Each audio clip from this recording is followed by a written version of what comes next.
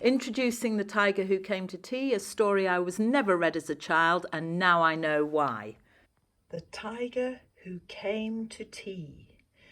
Written and illustrated by Judith Kerr. Well, I must admit, I cannot fault Judith's artistic drawings. I absolutely love them.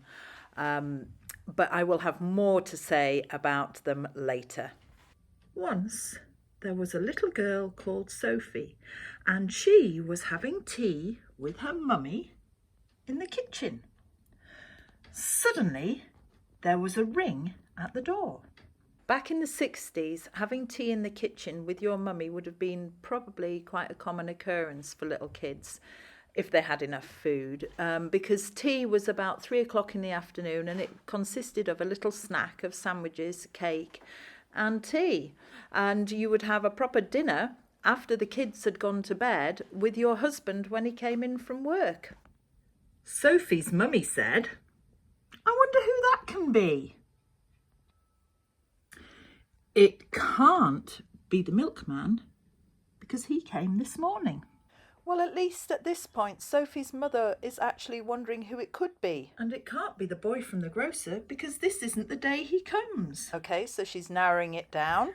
"And it can't be Daddy because he's got his keys." Which makes perfect sense. "We'd better open the door and see." But why would you? You've already cancelled out the 3 people it's most likely to be, and now you're just going to open the door and see.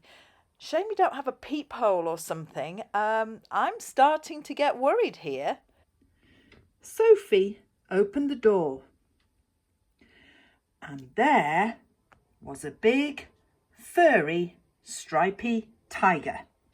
Yep, furry and stripy. No mention of teeth and claws.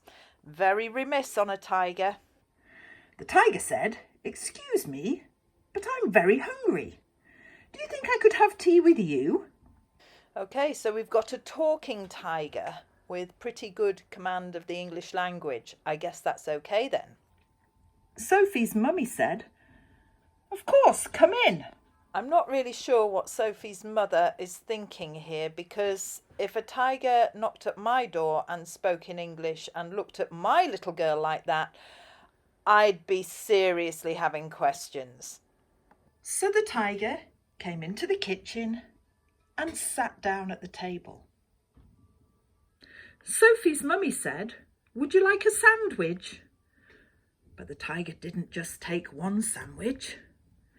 He took all the sandwiches on the plate and swallowed them up in one big mouthful. Up! And he still looked hungry. So the tiger has eaten all the sandwiches and he still looks hungry. And they're just sitting there and they decide to offer him more. So Sophie passed him the buns. I'm wondering, did she pass him the buns to distract him from actually eating her? All the illustrations are pointing to the fact that this is a friendly tiger, and yet it's absolutely massive, and tigers don't eat buns. But again, the tiger didn't eat just one bun.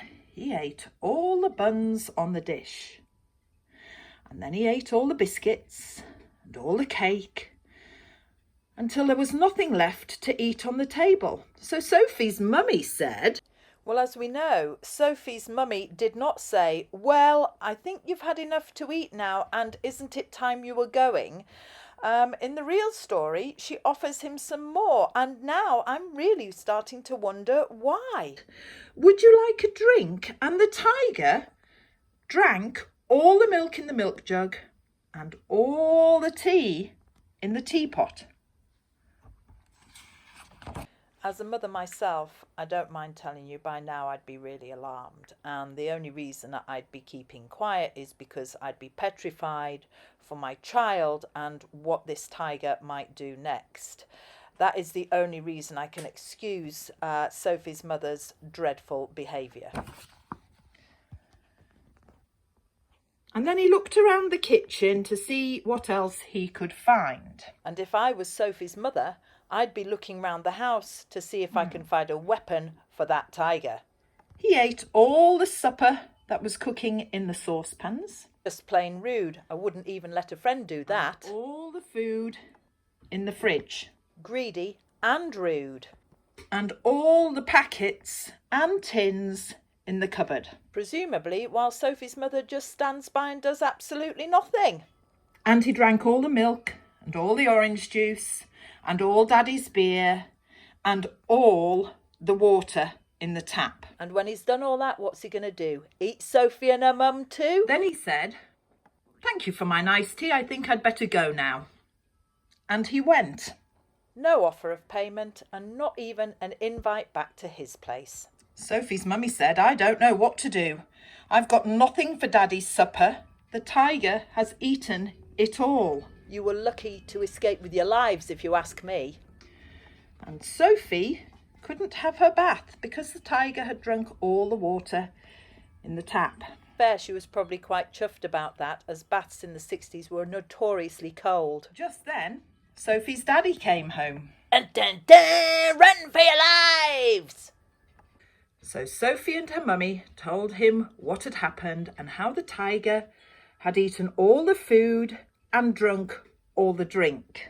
And he believed their completely insane story. And Sophie's daddy said, "I know what we'll do. I've got a very good idea. We'll put on our coats and go to a cafe." He could say that because he's got disposable income. So they went out in the dark and all the street lamps were lit and all the cars had their lights on and they walked down the road to a cafe. This was in the 60s, remember, before the death of the high street. And they had a lovely supper with sausages and chips and ice cream. In the morning, Sophie and her mummy went shopping and they bought lots more things to eat. Sophie and her mummy did not have to go to a food bank because even though the tiger had eaten everything in the house and drunk everything there was to drink, they still had enough money left to go and buy more food. And they also bought a very big tin of tiger food in case the tiger should come to tea again. But he never did. And I'd say thank goodness for that. Thanks for listening.